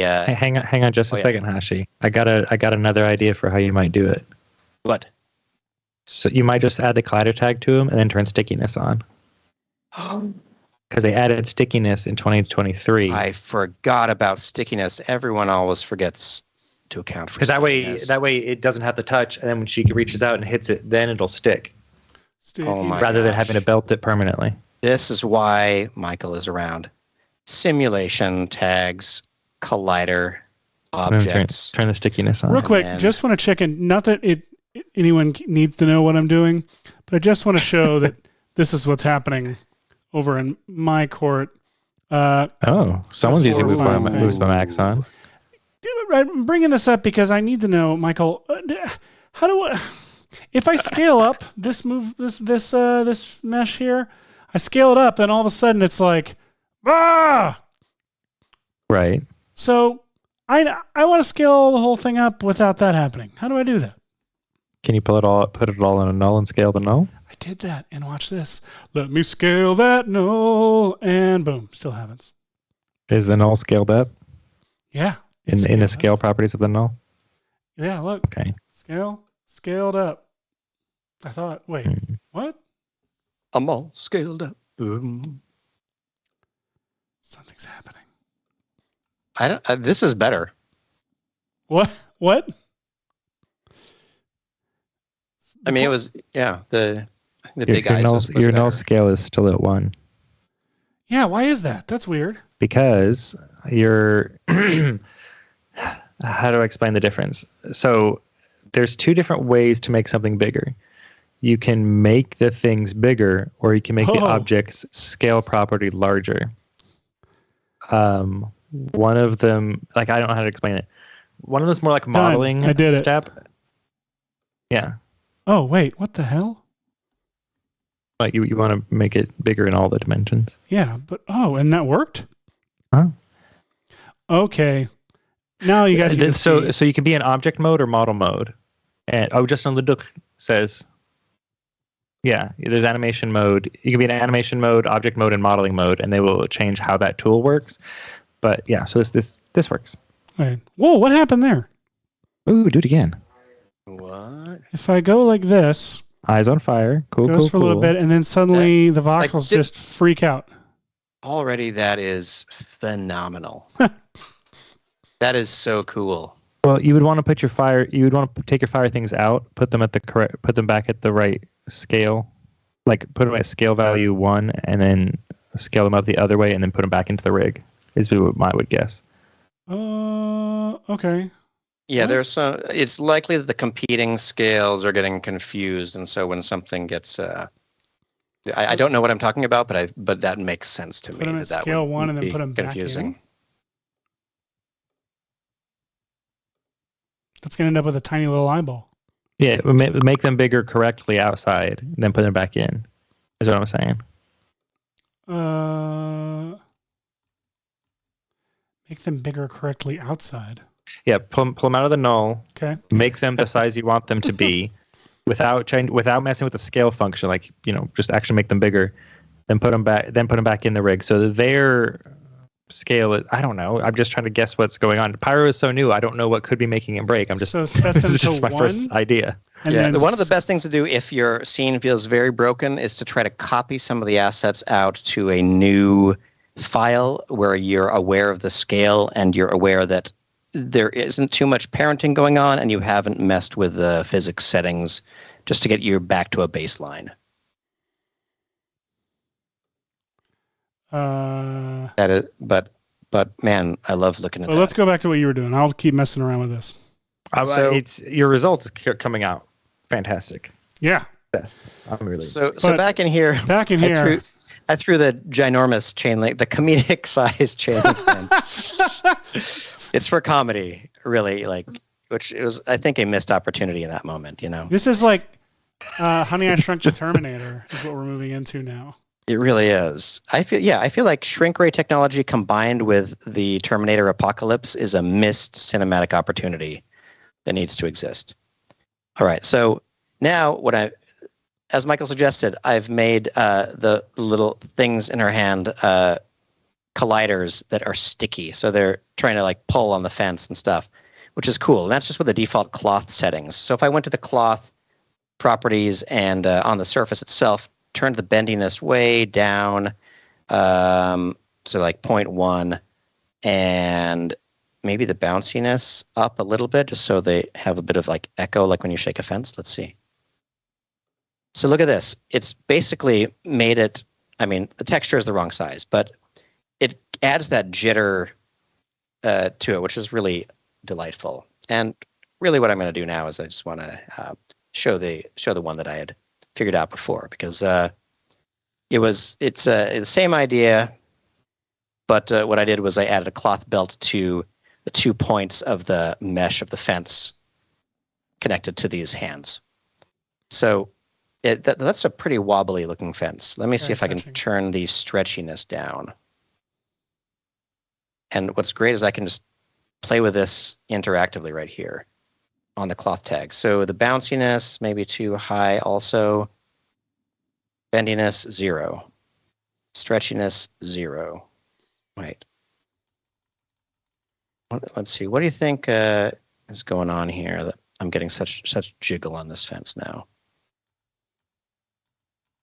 Maybe. I'm going to take the collider tags off. I'm getting extra collisions. That's why. Oh, hey, I figured out I didn't figure out. Someone else said it in the chat. They said, Justin, you said set things to scale up in object mode. I was in model mode and going into object mode now. Fixed it. I could just scale it up. Anyway, sorry, bye. Amazing. I realized that I'd left the collider tags on those objects, so they were also colliding with the cloth. Classic. So here's more of the original. So technically, they really shouldn't be very stretchy. They should just be kind of bendy. So you get the idea of a rigid fence, and that feels like a shaken fence to me. What do you think? I think it's shaking good. Shaking good. So we've got some wiggle tags that are wiggling the hips through spine, basically with the same random seed at mixed amplitude. So we've got 15 degrees there. Let's try turning that up even more. Let's try turning up the base to 25. That's going to be a lot, but I'm just curious to really make the desperation of this moment so clear. Look at that. So this is all vibrate tag based animation, and it makes me so happy. I mean, not the terrified for her life part, but look at all these simulations working in place. And the other day, I thanked Darren Frankowitz, Noseman, Jonas Pils, Michael Zalapsky, everybody who has helped me learn how this program works. This is a combination of all these little skills that we've come to use to make the stupidest stuff. Yes, very big thanks to Darren Frankowitz, who helped me through, who walked me through this PYRO stuff as well. Very kind people we work with. Yeah, but to have a simulation that works with this rigged character that is all just vibrate tags, adding practically a little fearful moment is crazy. I love it. Let's see, the neck, I've got some rotation on so it's like she's shaking her head a little bit. I'm going to try adding some. Ooh, what if I turn up the head rocking more? Oh, it's a little bit too much head vibration. Too much head. And I'm just gonna Justin LeDuc says that this is a pretty fancy approach. Fancy? Oh, fancy. I get it. Fancy. Yeah. Oh, okay. There we go. Okay, loosen up the neck just a little bit right there. We're going to loosen up the head as well. This is it's like, a yoga exercise. There we go. Okay. Though maybe I'll make the frequency. So now I've got to stretch my neck, make sure I'm sitting up straight. Okay, I want a little bit less. Now it's a little bit much now. What random seed? Are they on the same random seed? They're both on seed 0, so they are. That's surprising. Maybe this one should have no rotation. It was probably fine, and I'm just I want these expressions to look like human actions somehow, which is ridiculous. So I'm using computer simulations of a character to simulate the human character. That's weird. All right, but I feel like I've gone way off. Have you? Way off topic in a way. We've been setting stuff on fire, but suddenly we're doing this whole shaking fence thing, which is fine. But now we've got to do what everyone knows needs to be done. So let's save this project as I don't even know what to call these. I have too many files here because I'm saving all of my iterations, because with a simulation you never know what you might get. And there's probably it's time to do the needful. Instances. It is. So let's see what would happen just out of curiosity if I added, a cube. Put the cube over here, just past the fence. Let's not waste a lot of pixels here. Then let's go to simulate forces. Let's add some wind. Shortage of pixels in this world. Past the thing. Because it's a chain link fence, I'm going to go to its cloth properties here and tell it under forces to ignore the wind. Because a chain link fence doesn't blow much in the wind. So I'm going to exclude that. And hopefully that's helpful enough. When I turn this wind speed up to I don't know, let's start with 1,000 centimeters per second. Put that right here, fence here, lady here, and let's just minimize a couple of things real quick, and then save this, right-click on the cube, simulation tag, PYRO. So now we've got a fan, or some wind, just like you're used to. And all of these simulation systems are going to try to work together. That's the fun part of all of this. So I'm going to uncheck not render the cube per se. I'm just going to play it with the default settings with the fan on and see what that looks like. No interaction yet with some of these surfaces. We're just going to see what happens. Frame 0. Oh, ooh. Hey, look at that. She hid behind the protective chain link fence. That's how you do it. How to Survive the Movies. Hide behind. That fire looks so good. That's so cool. Look at that. And again, default settings on everything here. So look at this. Wow, that's so cool. That's my favorite part of this, is getting to interact with these systems in 3D, like when they're frozen in bullet time. It's so cool. I shouldn't have this ability. This is crazy. Seth, check in. There's a link in the chat for Maxon quick tip on the different scale object issues to solve your frustration. Thank you, sir. It's in the links in the chat for everyone. On most of the venues, it's on YouTube. It's on YouTube. It's on 3 different YouTube channels: Twitch and Facebook. If you're watching us on Twitter, it's Maxon Quick Tip 341. No, it's Maxon Quick Tip 341 on Maxon's YouTube channel. We had 3 viewers on Twitter earlier. Oh, we did. Yeah, that's exciting. We had 5 at one point. It's Twitter's going crazy. That's also how many people Twitter had in general. Statement. Yeah. Anymore, yeah. Everyone's leaving to get their blue check marks elsewhere. Hashi, that is a beautiful fire. A great rig. Oh, I'm loving it. So what I've realized is that PYRO is using the cloth because this is it's a solid sheet with a texture on it. It's not a real thing. So I was able to tell the cloth to ignore the wind, but I don't think I can tell PYRO to ignore this particular cloth. I don't think I can, unless I deal with two coexisting simulation scenes, I think is what I had heard about this. So what we're going to do instead is let's just grab all of, I don't need the camera in there. Just grab all of this stuff here. The rig, the chain link fence, Sarah shaking, all of that good stuff. 150 frames worth. We're going to, wait, if I bake this in Alembic... You need to make her cloth blow off. Her skin has to melt first before you bake it to Alembic. Oh, yeah. Okay. So, hey, guys, sorry, real quick, dumb question, just interrupting this fun thing. How do I get the video that I shot with the moves by Maxon, how do I get that in the background and lined up? Like, how do I get a camera? It's got to be an easy way to do that. Like a camera that's lined up with... Yeah, like where to you get the rest of this video in here with a camera that's lined up with it. Is that not a thing? Good question. Why don't you pour through the mountains of documentation on how to use moves by Maxon? Michael, you got nothing for me? Sorry, I'm trying to answer. If in the chat, Philip Nilsson is asking, is it possible to use this with Octane Render in any way? Yes. Any renderer that uses VDBs can use this. Do you need to export as a VDB first? That's one way to do it. But Hashi, if you go into the PYRO object, you can show them the different things you can tick on there for export. Yeah. So right here, when you have the PYRO object selected, click right here on this object tag.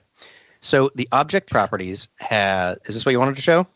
Yeah. So I don't know if you actually need to export it, or if you can just turn on the things you need for Octane to render. I think if you just turn on the density and on the temperature here, I think you don't have to export. I think you just turn this on and put your Octane material on this object. It will render, I think, but I'm not sure. If not, yes, export as VDB and you can go crazy. And you pick here what you export as the VDB, what values you're sending out. Yes. And Jason Murphy, great call. I could just bake the cloth fence, but I also like your point, Michael, that we should load the skin off first. It depends on if you want to drive the skin blowing off by the fire or just by the wind and turbulence you're setting by itself. So here's what I'm going to do for the sake of not overwhelming the system, and it's sort of a systematic approach to this. I do want the debris to catch on fire as the fire's going through, and so there's some interaction, but I don't need the PYRO to drive the cloth, etc. Though, let's see, let me just save these other random files that I have open, close everything down.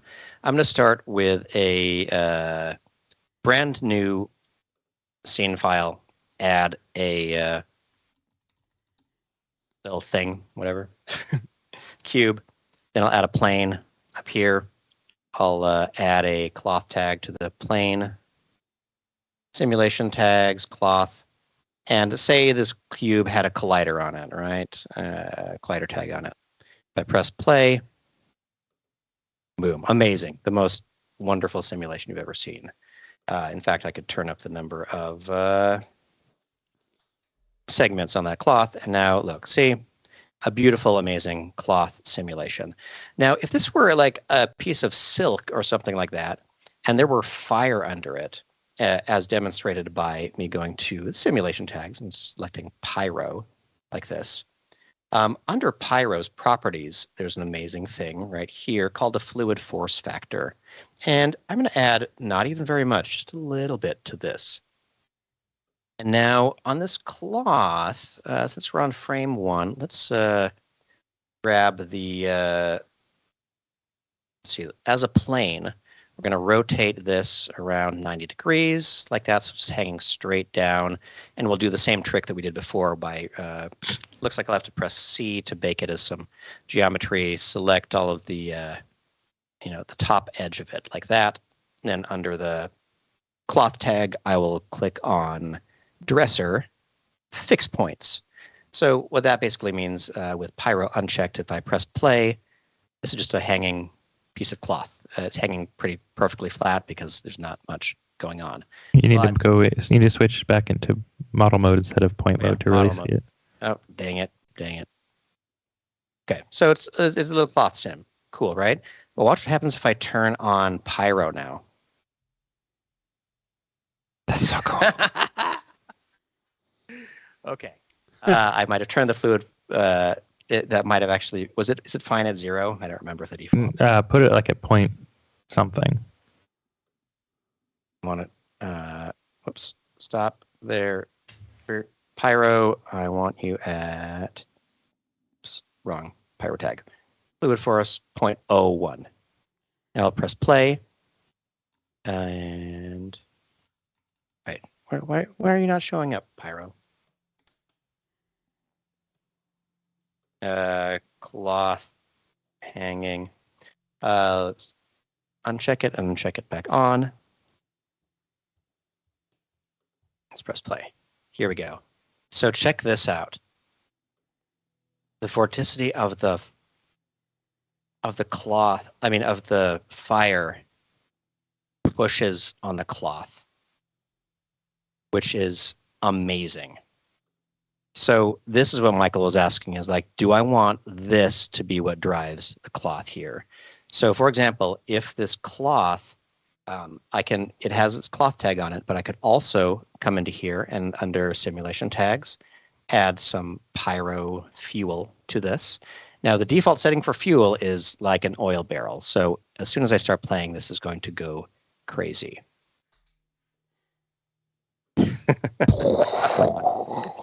So I'm going to stop it. There. And watch how the cloth is like exploding with it. It's so great. It's ridiculous. So whenever I get to a point like this, I can tell that this density is going to freak out my computer. So just for my own safety, I'm just going to cut it off right there and go down to the PYRO fuel tag, and I will check what its fuel setting is, and it's set to 10. So let's change that down to like 1. Let's go to our cloth settings again, and under surface, I'm going to check cloth tearing. And now let's see what happens with cloth tearing. Look how few objects are in here. Look how few. I'm going to press play. And now the heat is going to start driving and pushing the cloth to angles it doesn't want to be at, which means that the cloth should start tearing and is a fuel source, so it'll legit catch on fire. Like, this is the kind of simulation that I would have never thought I would even be mildly close to attempting. Right? It's great. It's so good. You could even do an Independence Day explosion, which is how this is how they filmed them, like this, from the ceiling straight down. See how that looks like an Independence Day flame? I absolutely do. Why? Like, in fact, wait. Okay, sorry, cloth. I'm to delete you for a second. And I don't think they showed this at all in this, like the interaction between the cloth at all in Wednesday's thing. Joint, like that was the first thing that he showed me, and it blew my mind.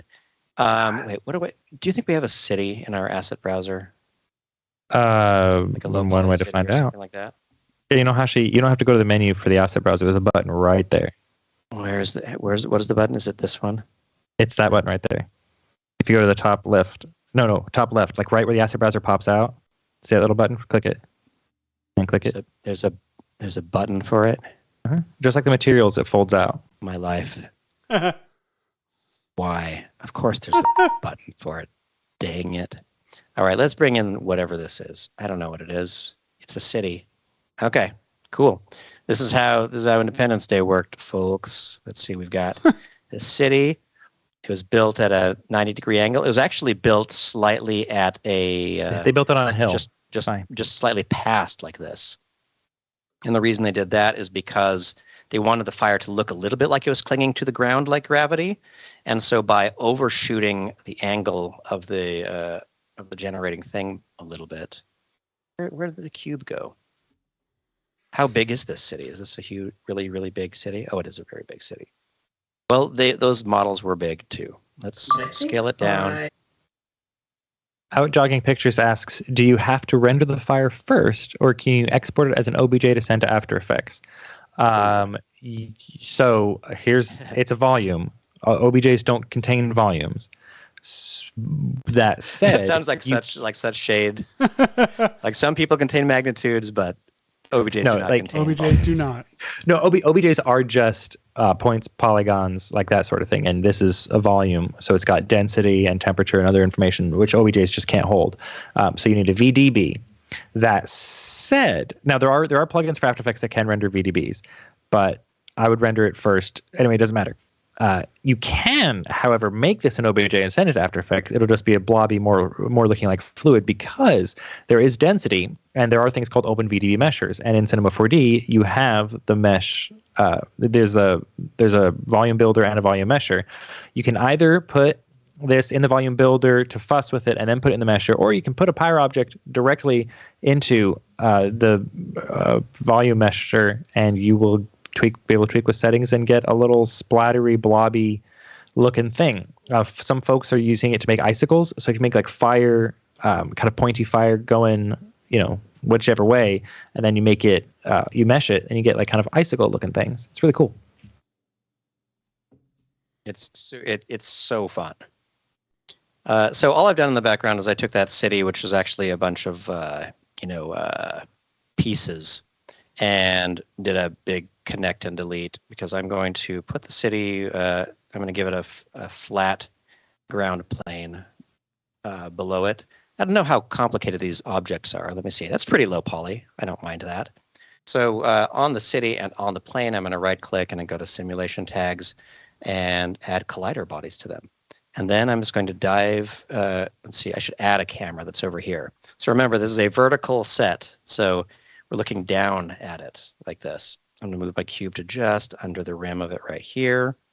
And then I'm so excited for this, Hashi. I'm really excited for this too. I cannot contain myself. This is so fun. Okay, so let's... Seth's so excited he had to leave the room. He's gone. All right. These are both collider objects. The PYRO is all set up. I'm going to add a camera here. So this one can always be the top view camera. And then I'm going to press play. Yes. Here it comes. Yes. This is like blowing up Doc Brown's like model town. Basically, it's okay. What I've got to do is see. Let's go to the PYRO object itself, and it's adding a lot of temperature, which is great. But I am also going to add some fuel, and I'm going to go to the PYRO settings. And I'm going to go to the dissipation settings, and I'm going to let the temperature stay hot for a long time. And the density. I was also going to say you might also put in some initial directional velocity too on the PYRO tag. That's probably a good idea, because you're waiting for that bloom and the inertia. Yeah, you just want to shoot it straight out. So set absolute velocity. The direction should be strength in Y, right? So I'll just turn up the Y direction. So strength is 100 in a Y. I would pull out of your camera real quick just to make sure, so you can see it. Let me get to from like a wide shot from from the default camera. I'll press the asset browser button. If anyone doesn't know, it's just that button right there. You can just hide it. Okay, so yeah, check this out. It's just like making an Independence Day. There's a camera mounted on this crazy set at a slight angle. We've got a thing here, and I'm trying to add some velocity to the flame to go upward.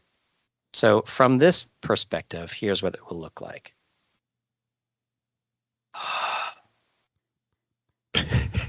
I'm so happy. Incredible. Okay, that's a lot. Okay, it's a little bit too much density based on the fuel. So let's go down to the fuel settings. And one thing I guess I could do is in the PYRO settings, I told everybody to go to density per fuel and change that to like 1 to begin with. And you'll see that this should look pretty comparable, but is actually doing a lot less to get the same result, which is nice. Like a beautiful piece of popcorn, actually. And I mean, popcorns are like, what are popcorn but explosions of corn frozen in time? I mean, that was beautiful, Hash. That was beautiful. You know, I should have been a poet. Explosions of corn frozen in time, I think, is also a good byline for our show. Hey, and how many words was that? 6 words? Sure.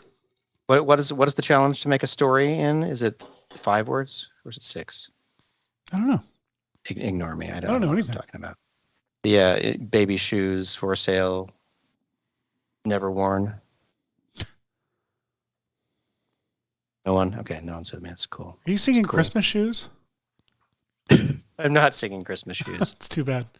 You really should be singing Christmas shoes. Okay, I just kind of want to see. Jason Diamond has asked if there's going to be any CC ball action this week. CC ball action. There you go, JD. Okay.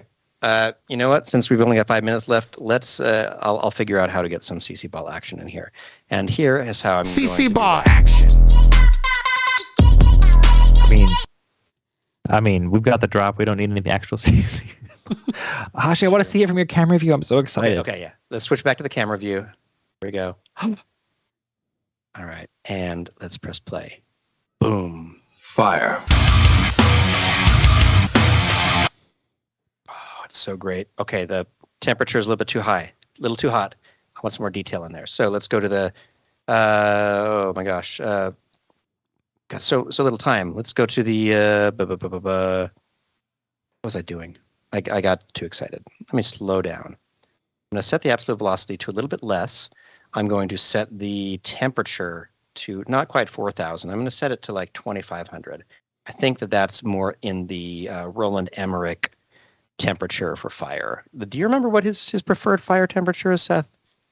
I feel like it's more in the 2,500 Kelvin realm. And, that's not even good enough. We need more. First of all, this cube doesn't need to be so big. I don't need that extra flame. Gosh, I can get it there, I swear. PYRO, whose settings am I going to mess with? I'm going to mess with the overall system's settings by turning the voxel size down a little bit and adding a couple more substeps, and then now on the fuel, the initial explosion, I'm going to turn the temperature down even lower to 1,800. Let's see how that feels. So the temperature won't dissipate very quickly, but it will. Okay, here we go. Here it comes. This is fun. So much fun. Oh, man. It looks so good. It's stacked up a little bit too much, but let me just, from this camera view, zoom out and let you see what's happening behind this, because what's behind this, here's the area that looks awesome in there. So we've just got too much density coming at the camera right here. So let's get to a little angle like this. Oh my gosh, I really, really want this to work. How 2 much minutes. We got? 2 minutes? Okay, we can do that. We can do it. Do we need less fuel? Less fuel, maybe? Yeah, less fuel. More and more velocity.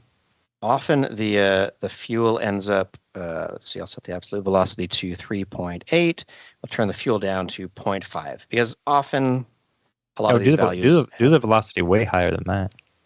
Higher than 3. Oh, what is the scale here? It's between 1 and 100 of what? I can't see your screen big enough to answer that question.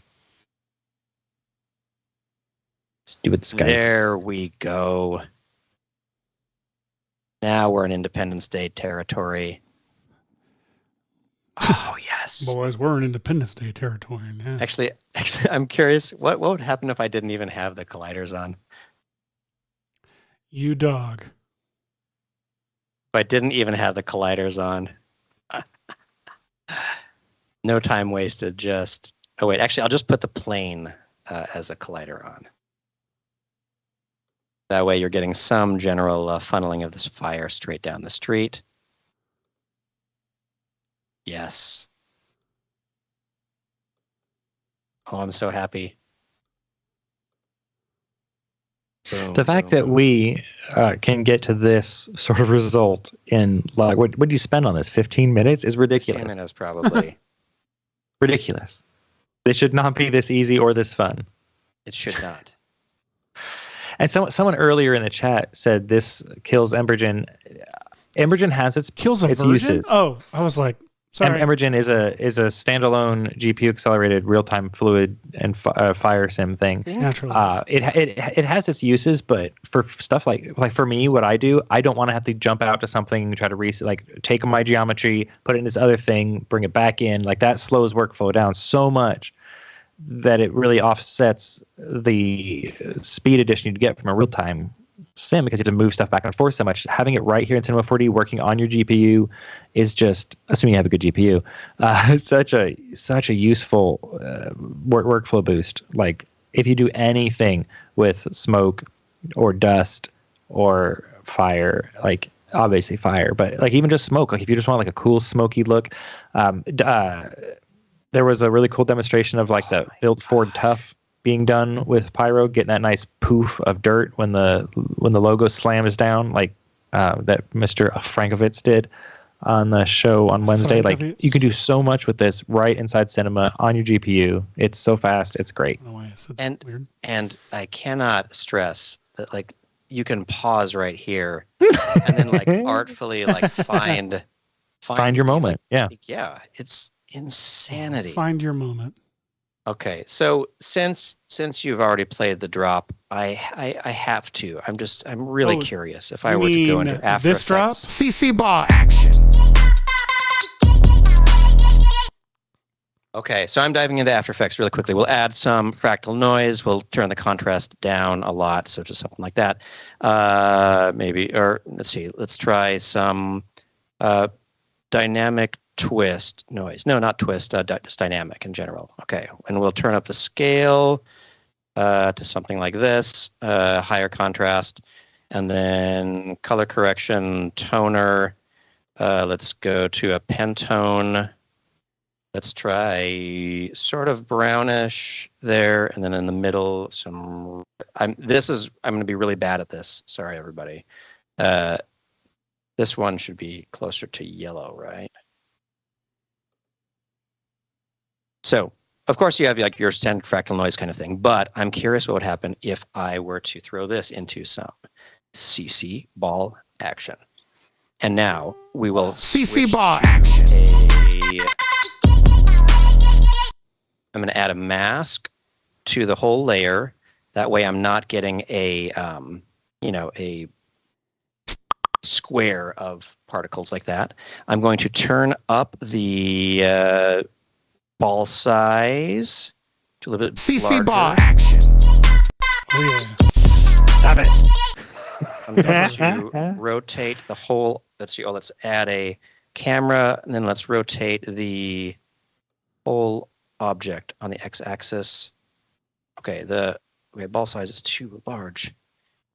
I'm just gonna too large. Okay, let's turn it like Calm that. down. Let's go to wait,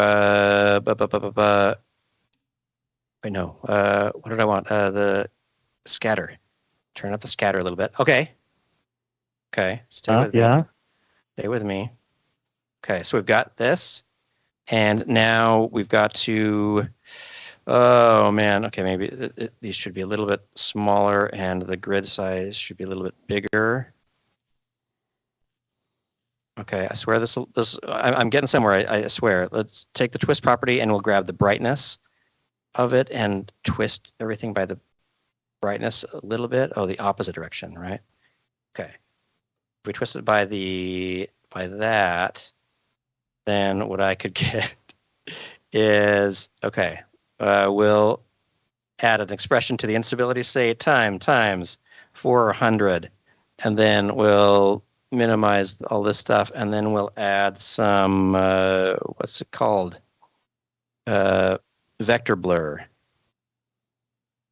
No, it's not, I'm not getting there quickly enough. Some vector blur. Wait, no. This isn't doing what I wanted to do at all. I might have to just say that I'm failing on this one. No. It ain't PYRO. It really, it's PYRO is a pretty impressed with it, and it's slower than PYRO.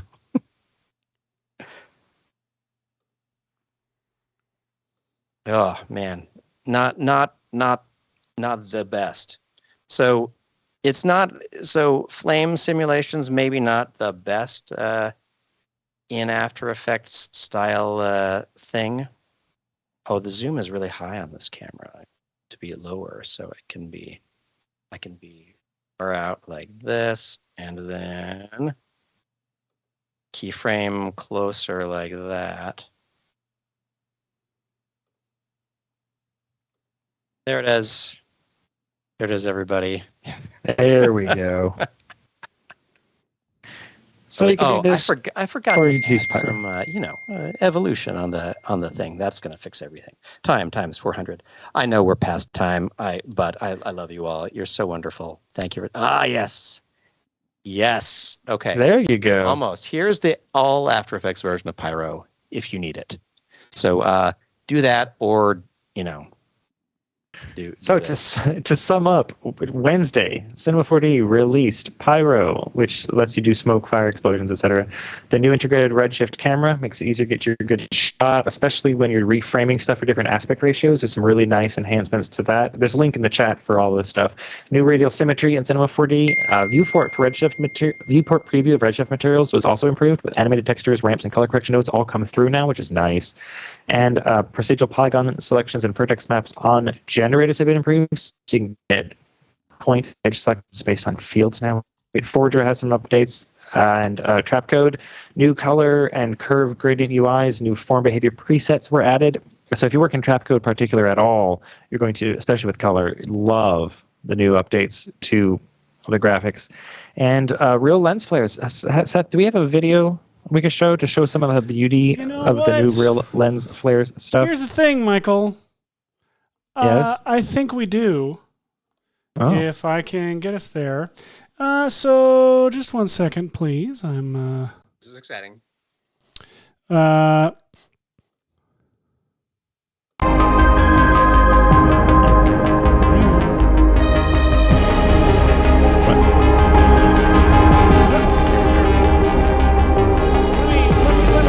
me start that over for you, okay? Okay, here we go. Okay, go for it. Oh, wait. Crap, where'd it go? I'm good at this. And boom.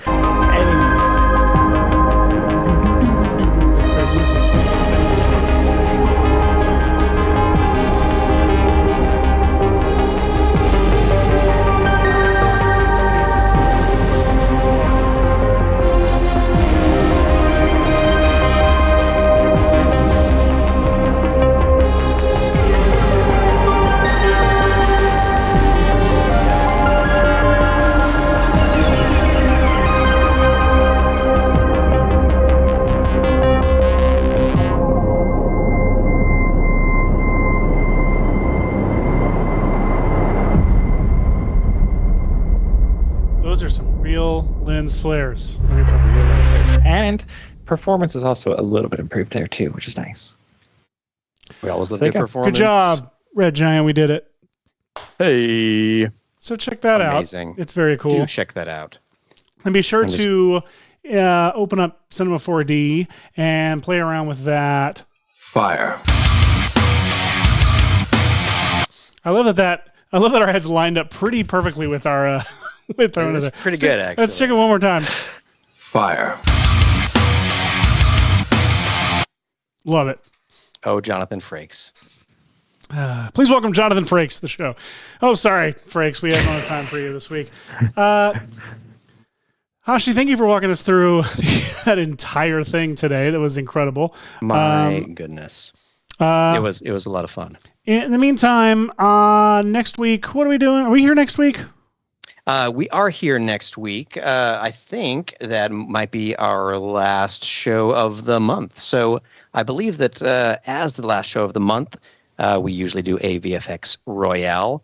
So that means that maybe in the American Thanksgiving tradition, we'll figure out some exciting holiday-themed fight to the death. Perhaps. Probably going to involve the turkey getting cooked in possibly some fire. Oh my gosh. Absolutely. In the meantime, I just want to leave you guys with Fire Raptor Yes. Everyone, please have a wonderful, wonderful week, and we will see you next week.